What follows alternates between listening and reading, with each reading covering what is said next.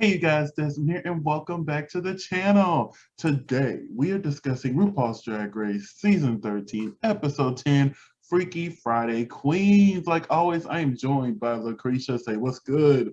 What's good? So, what did you think of tonight's episode overall? Um, I am confused. Oh, confusion is a word. Rigor mortis is another word that comes to my mind. But before Good. we break this episode Gagged. down, I have to remind the people to like, comment, and subscribe. We are so close to 50 subscribers. Please. So close, so close. Just you can always change your mind later, okay? Just click the button. Just click the button, okay? Thank you. All right. So we start off this episode with Elliot being gone. And is it weird I understood Utica when she said she loved the lip sync she did? Yeah.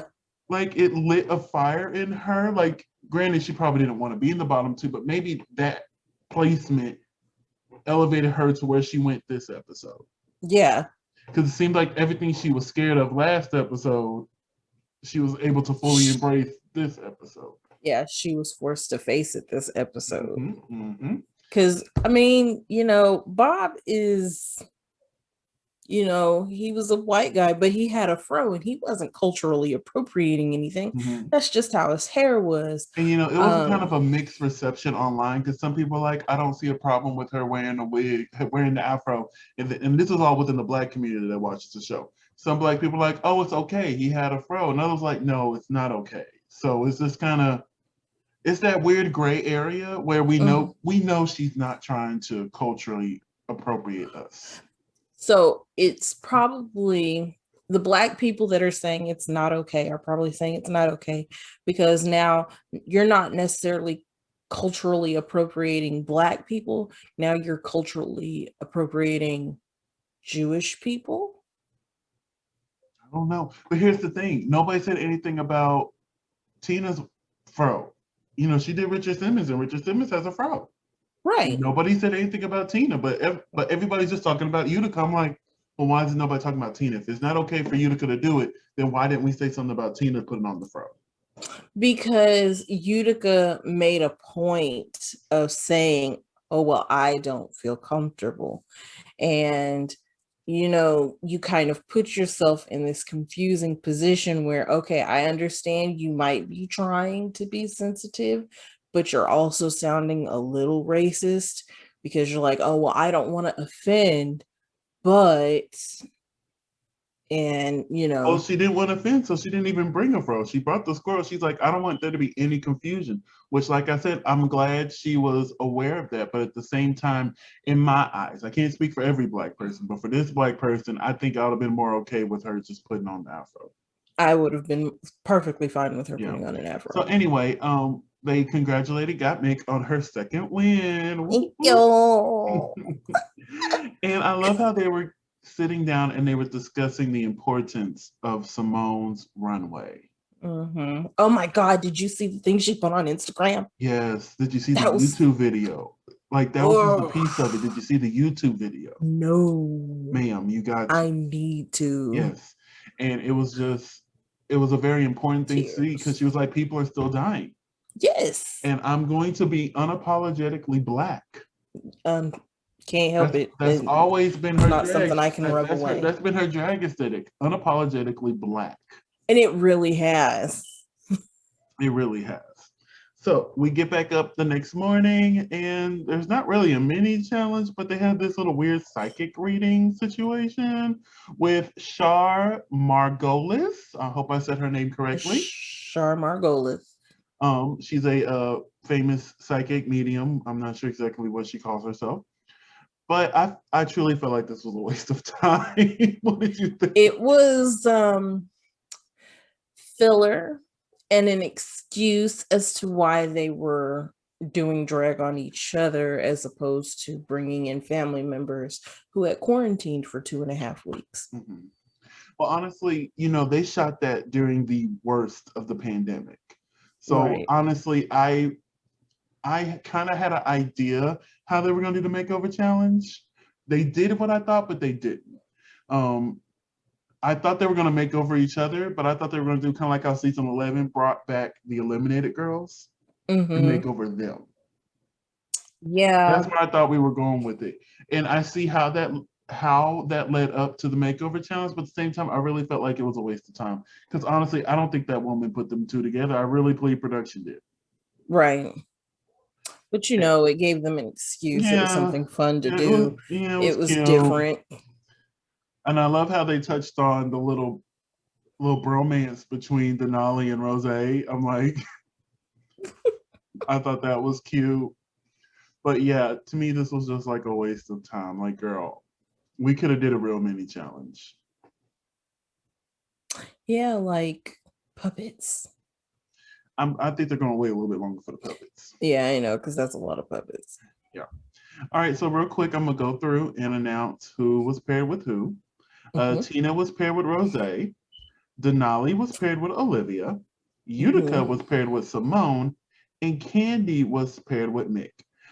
I see where they went with there. I see where they went with these pairings.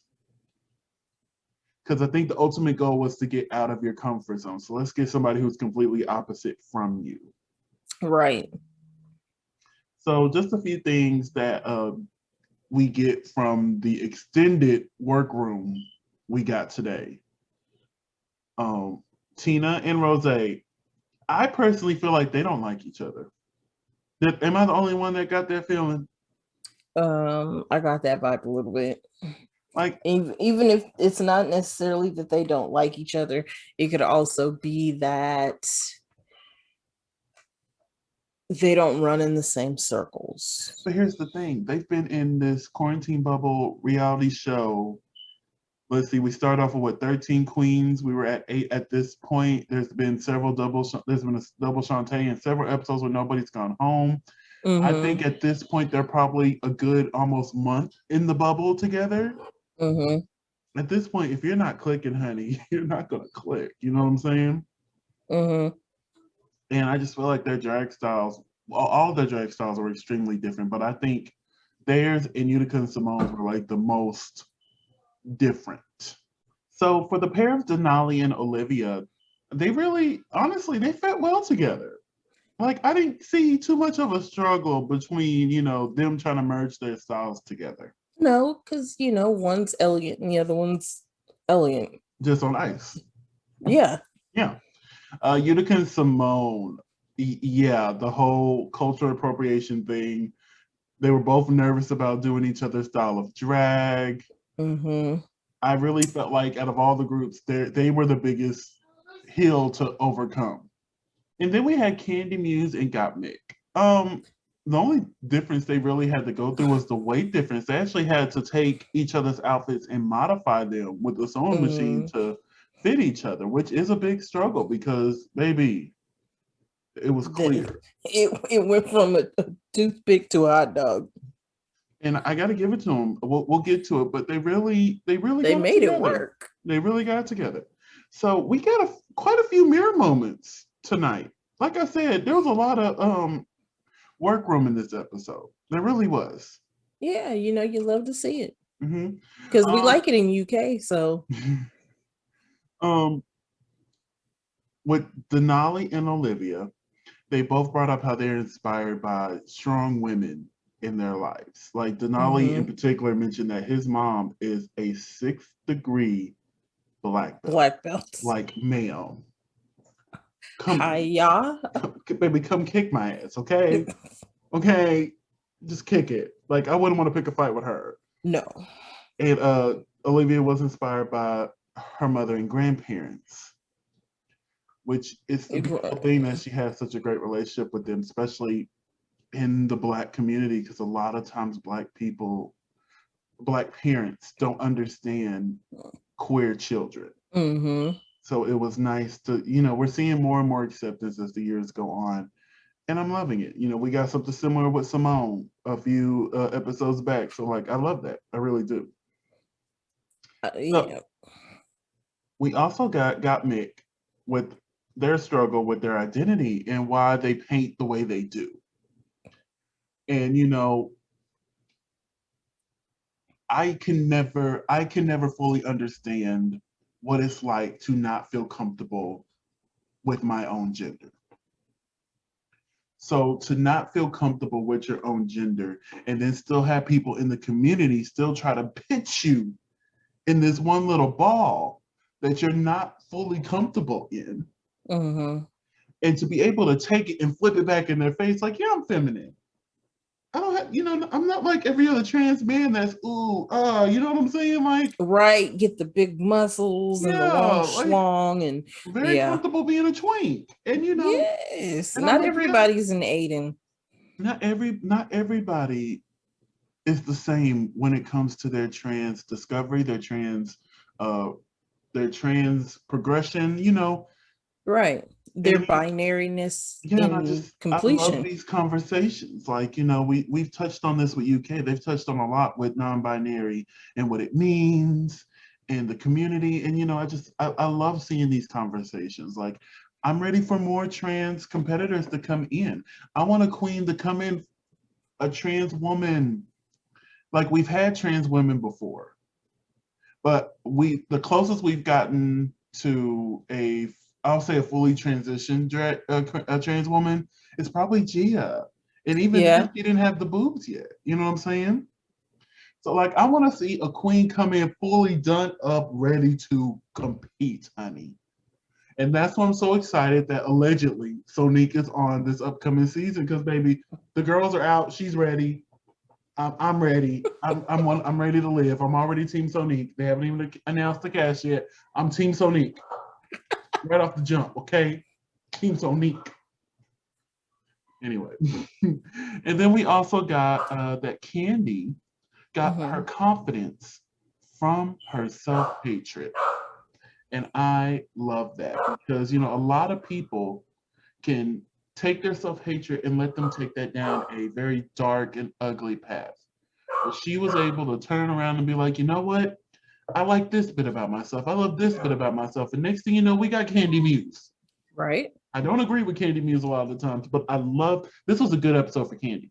Yes, it really was. They're really It working. endeared you to Candy a Yeah, lot. they're really working hard to get her reputation back because everybody was she came for Tamisha. Everybody was done with her. We're like bye. And now she's like right here. They're doing what they did with Violet. The beginning of the season 7, everybody hated Violet. But by the end, I'm like, oh, I kind of actually like her. Like, what is this? You know what I'm saying? Any comments on any of the mirror moments? I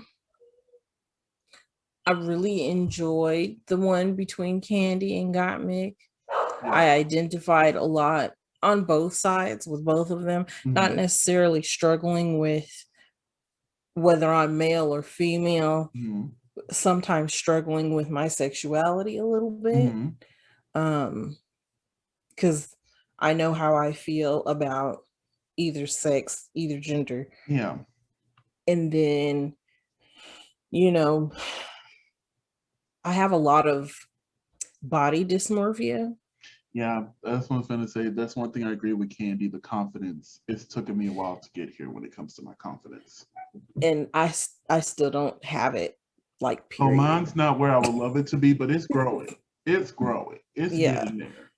Yeah. I think I'm always just going to be like, if only I could lose like 15, 20 pounds. Yeah. But I think part of my weight gain comes from the lack of confidence in myself, because I think once you think differently, your body acts differently. Come on. So with me always being negative in my mind about my body and like I hate the way that it looks. Preach it. I'm just like, you gotta start loving yourself. You gotta look in the mirror and be like, okay. Preach it. Because, honey, I feel you, because I feel the exact same way. There's some days where I'm just like, ill. Like, I can't even look in the mirror because I'm like, ill. Yeah. But let's bring it to the runway. Of course, we have to start off with Miss RuPaul. And oh my God. I love this look.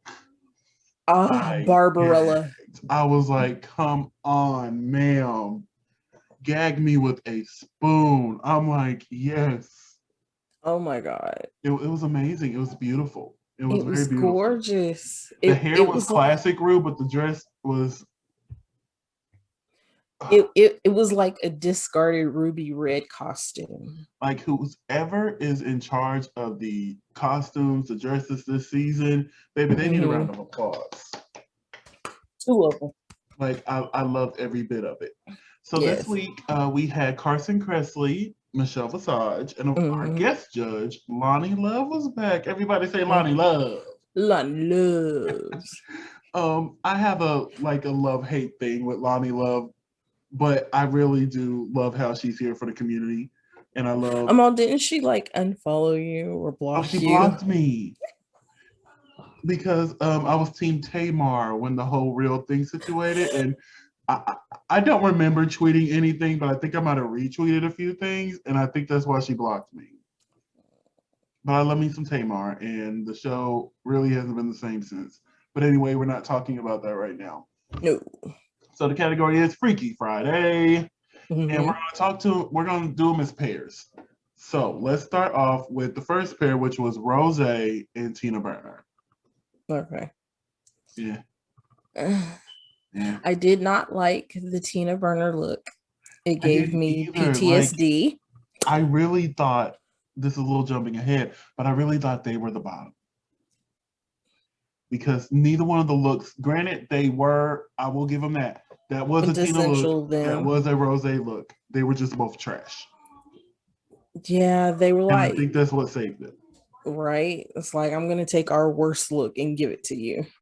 All right, and up next we had Olivia and Denali. Now I liked both looks. I really did. But I do see where the judges were coming from that Olivia's look wasn't up to par. No. Like Denali did a good job of putting Denali on Olivia. Yeah, Mm-hmm. she should have blended, but I think that's more of maybe she hasn't practiced doing makeup on a woman of color, so maybe she just don't know how to fully do what she needs to do. Right. So I agree with that, but I thought Denali's part was amazing.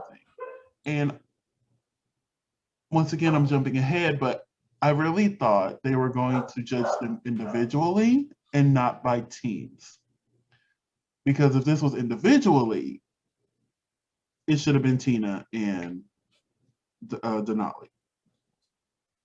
I'm sorry, Tina and Olivia. Olivia. If we're going to do it individually. Right. But anyway, we'll continue. What did you think of the looks? I didn't really see Olivia on Denali, period. I didn't either. The dress was gorgeous. Yeah. Her face kind of looked off. Yeah. Once again, I'm not sure how often she paints a Caucasian face. Right. So that could be the issue. Right. Yeah. I don't know. It's just, I think she should have picked something more along the veins of what she knows they've seen already of her, as opposed to like, oh, well, this is who I am all the time. Because she picked a pageant look. And I've seen some of her pageant wins and stuff like that. But it's like, but that's not how you come off on Drag Race. Yeah. You don't come, you come, She we does know come you're, off very pageant though.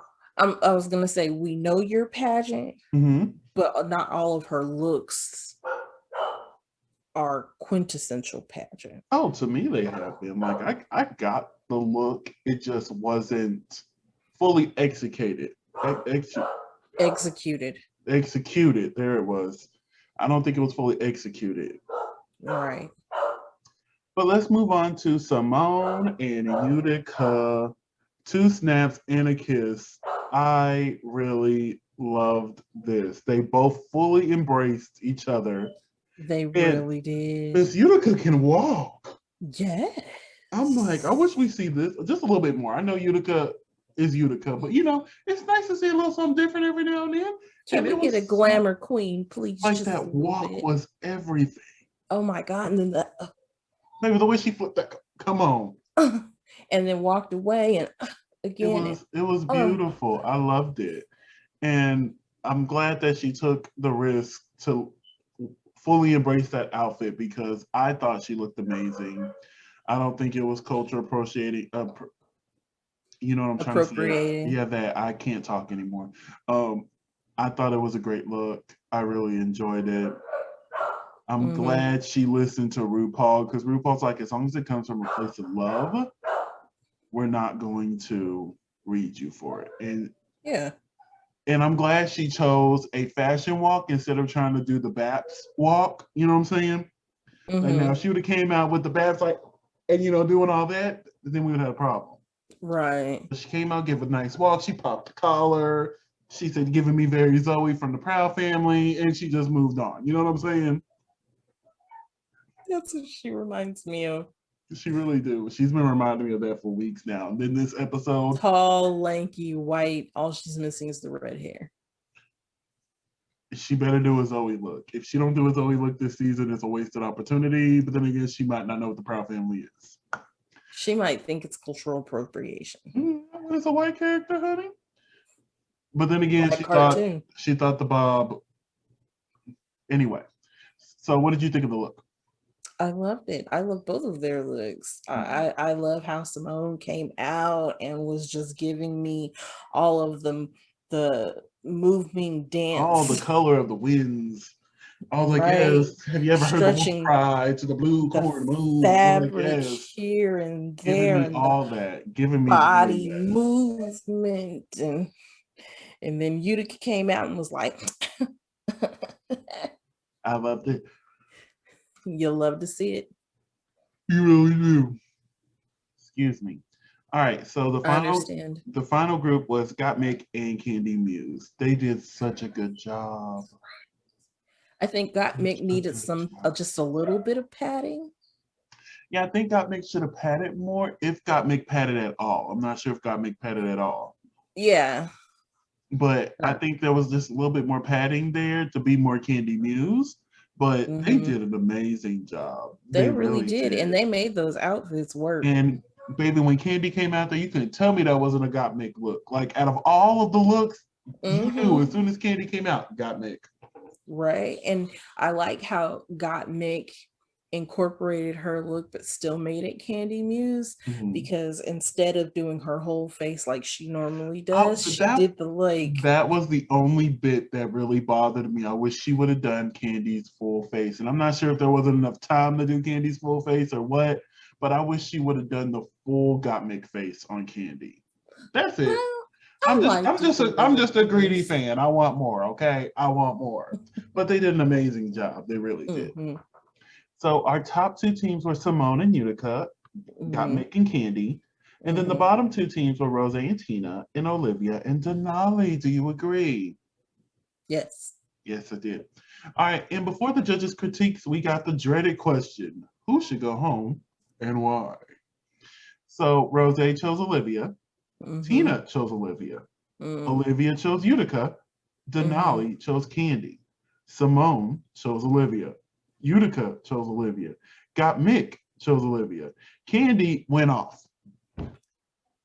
I don't think she ever picked. She just went off because she was so mad that Denali said Candy. Well, no, I think she did Did she say a go. name? I missed She it then. did. She said, well, she said a collective. She told them off as a group. She said, because I don't see Denali on Olivia, and I don't see Olivia on Denali. That's a lie. You can clearly see Denali on Olivia. Yeah. You can clearly see it. But this man went off and I was living for it.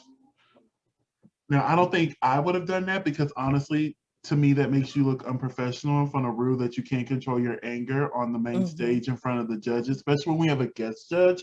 I can understand if it was just family and you went off, but there's a guest judge too. Well, at this point, she's been on twice, therefore she's family.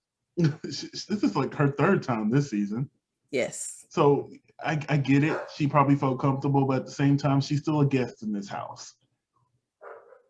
And I think that's more of a Southern thing.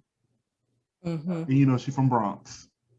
Right. That's more of a Southern thing. We ain't gonna do this in front of company, okay? Now, when we get in Untucked, I'm finna read you. I'm gonna read you down from A to Z, but not in front of these judges. These judges ain't gonna see this from me. So as far as they know, I'm America's sweetheart. Yeah, I said it. Said it. Okay, America's sweetheart. So the winning team was Simone and Utica. Whoop, whoop, whoop. Do you agree? Yeah. I do agree as well. And they both won $5,000. Hey. I thought they were going to split it because in season 12, when there was a double win, they both got 2,500. So I was thinking, okay, they're both just going to get 2,500, but no, they both got 5,000. I'm like, okay. Well, extra funding, not so much of the extra show. And VH1 pouring money into the show, honey, because it's bringing them lots of ratings. Lots of ratings. Which is the reason why they keep spreading the show onto every single streaming platform that comes along. Well, right now, it's only going to be on Paramount Plus. Like, they're waiting for the deal with Hulu to be over, and then it's going to be removed from there. But Paramount Plus is going to be the home for RuPaul's Drag Race from here on out. So, the bottom two this week was Olivia Lux and Denali. Do you agree?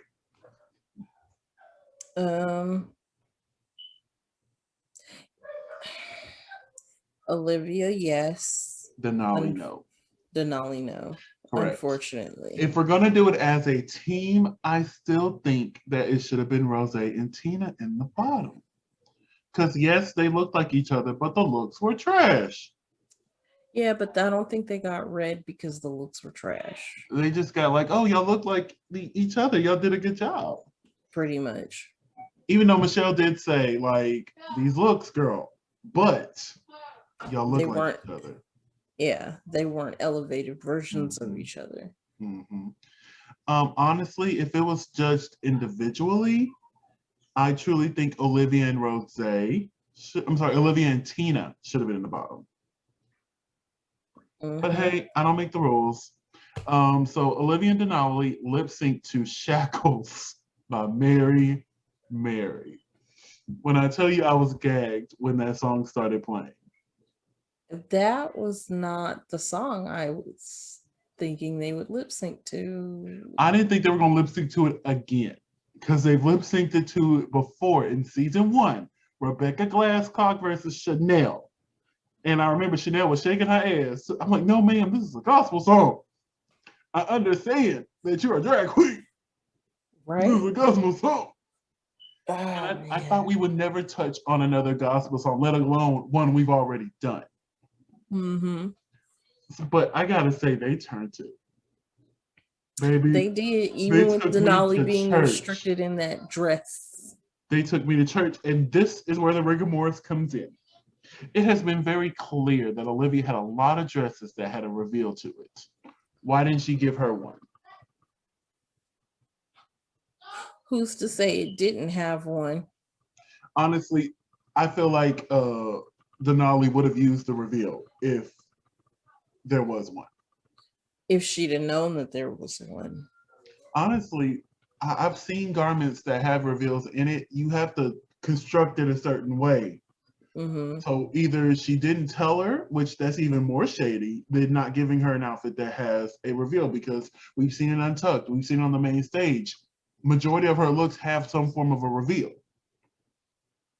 So Olivia had more freedom to praise him when, Denali had to give you old church lady and raise up the dress a little bit so that she could raise the hands. You know what I'm saying? Bounce. Did a little white people bounce. Oh my goodness. I love that lip sync. And I love how Simone is like, we have 2 drag queens lip syncing to a Christian song. We're all going to hell. I loved it. Oh, I loved it. I really did.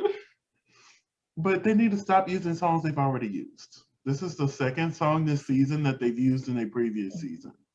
When I Grow Up, which Denali was a part of, is Shackles, which Denali was a part of.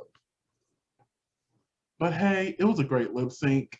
Personally, I thought Denali won that. I really couldn't tell. Honestly, watching that lip sync, my eyes kept going to Denali. Like when they were both on the screen, my eyes would go straight to Denali because she was just so entertaining. Olivia did good. I'm not saying she didn't do good, but honestly, I truly feel like Denali won this lip sync. And I feel like there was some rigor mortis because they didn't want Olivia to go home. Honestly, I feel like this was all set up for Denali to go. That's a distinct possibility. And it irritates me because she did a good job in the makeover. Right. Compared to other people. Compared to what some people are getting away with. Yeah, and that really irritated my soul. Yeah, it really did. But Olivia won the lip sync, and we said goodbye to Miss Denali. So that's the episode, honey. Real quick, next week is a marketing challenge. They have to sell their own soda pop. I'm excited for that. I don't like the previews because the previews make you believe it's one way, and then when the episode happens, it's completely opposite. Right. So I'm not looking at that anymore. Like I'm like, okay, cool, soda pop, but I'm not looking at the response from the judges. And it looks like there's not going to be a guest judge next week. It looks like Carson and Ross are going to be there next week. Which I'm like, okay, we just recently did that with UK, and I understand with COVID. But I'm like, if you got these judges rotating in and out, like, Lonnie Love, T.S. Madison, Nicole Byer, you telling me one of them weren't free? Like, this would have been a great episode for Nicole to be there. Right. But hey, I don't make the rules. Maybe they're running low on funds. Oh, maybe because the episode before they had to give 2 5,000s out. So, like, we don't have enough money for the guest judge this week. I don't know. Listen, I don't know how much they get paid to be a guest judge. I imagine it's more than $5,000, but still. I have no idea. I don't know. Because honestly, I blame the reason why season 5 of All Stars was so short is because they had to give 2 $100,000 grand prizes to season 4 winners of All Stars. I truly believe that's why season 5 of All Stars was so short. Can't tell me otherwise. But anyway, we're going to go ahead and wrap this thing up. We got things to do and beds to sleep in. So, LACRESHA, where can they find you on the medias that are made of socials? Oh my God. You can find me at Creation Miguel on all social media. And you can find me in the club, pocket full of bud. Blurry as hell. Listen, well, not yet, because, just because the governor opened up our state doesn't mean I'm going to. Oh my God, did the governor open up your state too? Yeah, we're in Texas, honey. We're in the same state. Oh wait, yeah, I don't know why I thought you were in California. I was like, wait, what the? Anyway, you can find me on all the social medias at Simply Desmond, SimplyDesmond. Thank you for spending a piece of your day with us. Don't forget to like, comment, and subscribe, and we will see you all next week. Hopefully I'm not as blurry, but anyway, bye. Deuces.